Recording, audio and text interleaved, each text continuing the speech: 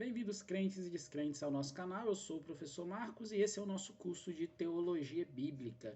Estamos na disciplina de História da Igreja e hoje nós vamos falar sobre um período sombrio da Igreja, que é a Inquisição Católica. O que foi a Inquisição? De modo geral, a Inquisição foi um período onde a Igreja Católica tentava punir os hereges, esse que era o objetivo.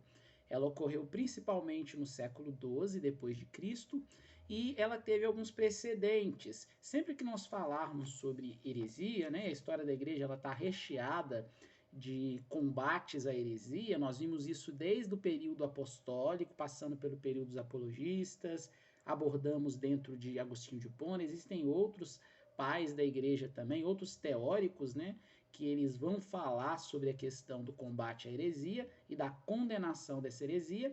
E com a Inquisição não foi diferente. Só que com a Inquisição era uma punição mais pesada, principalmente quando se falava sobre o uso do fogo, né? E o fogo, que seria a forma de punição principal, era com o objetivo de purificar a alma desses hereges. Olha como era forte, né? Não era só uma questão de condenação. Existiram três grupos principais, assim, que estavam influenciando muito o pensamento considerado como herético pela Igreja Católica Romana.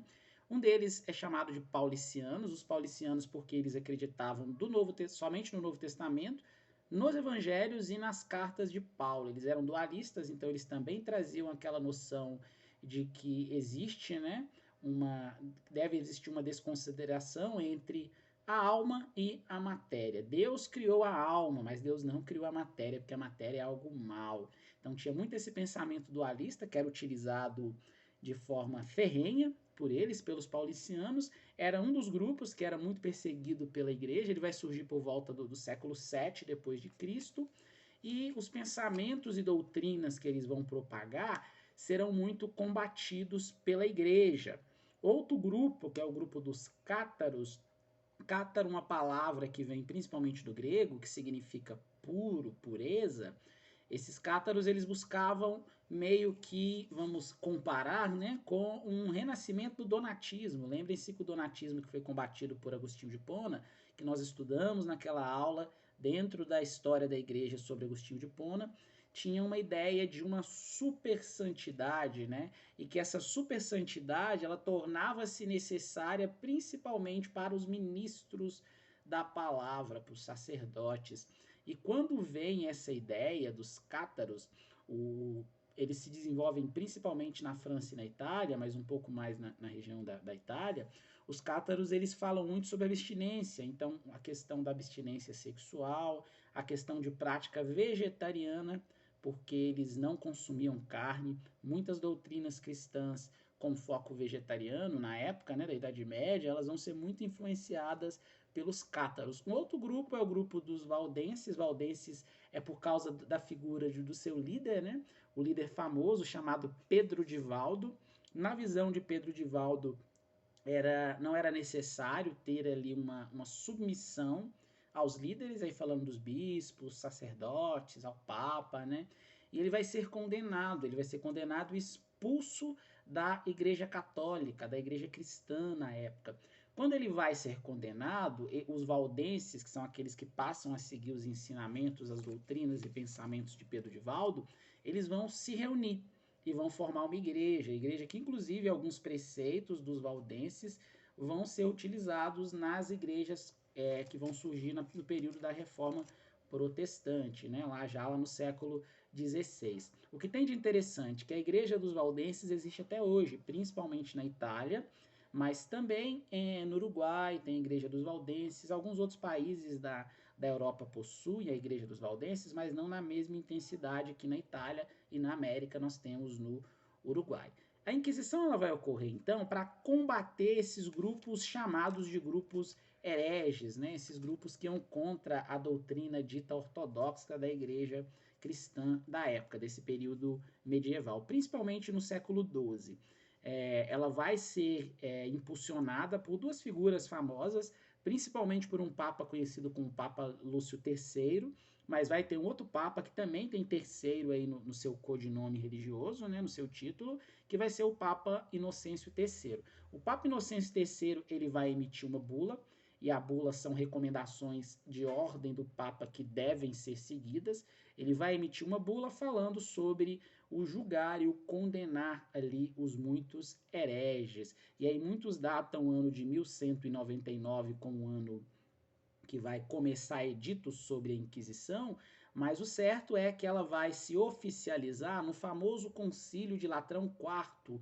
No Concílio de Latrão IV, nós já falamos de vários concílios, né, ao longo das aulas de História da Igreja, em 1215 vai se oficializar a Inquisição. Qual que era a ideia da Inquisição? Principalmente através de duas figuras de imperadores ou de grandes reis, né, famosos, que era a figura de Frederico II, que era o imperador do famoso Império Sacro Germânico Romano, ou Sacro Romano Germânico, pensando naqueles bárbaros que invadiram lá no finalzinho do século V e tomaram, né, Roma, e que a igreja começa a ser quem vai guiar os pensamentos religiosos e também políticos e governamentais dentro desse império sacro porque envolve a igreja, né, germânico, desse povo que era considerado bárbaro pelos romanos, por serem de língua não grega, não latina, por não serem romanos. Eles meio que vão começar a guiar aquilo que deveria ser feito.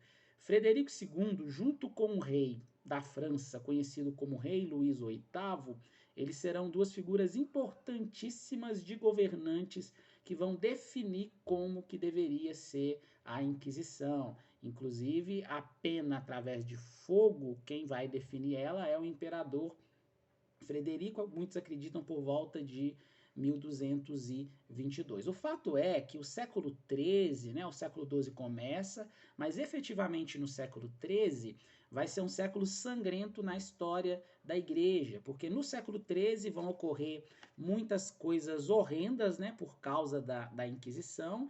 Todo aquele que tinha um pensamento contrário à Igreja Católica e que esse pensamento na visão dos líderes, na visão dos papas, os bispos, os responsáveis ali pela doutrina sã da Igreja Católica, todos que pensavam diferente, se esse pensamento fosse ferir uma doutrina básica, uma doutrina fundamental, eles eram condenados. Alguns à fogueira, mas a maioria era, alguns a forca, né? Alguns aí, alguns tipos de tortura, mas a maioria era condenado à fogueira, principalmente por causa desse pensamento de Frederico II. Professor, para dentro da Idade Média, a Inquisição não, a Inquisição ela vai ultrapassar a Idade Média, porque quando surge a Reforma Protestante, os protestantes eles se tornam um grupo considerado como herético pela igreja predominante, né, que era a Igreja Católica, considerada como igreja cristã na época, e eles vão se tornar o alvo principal da Inquisição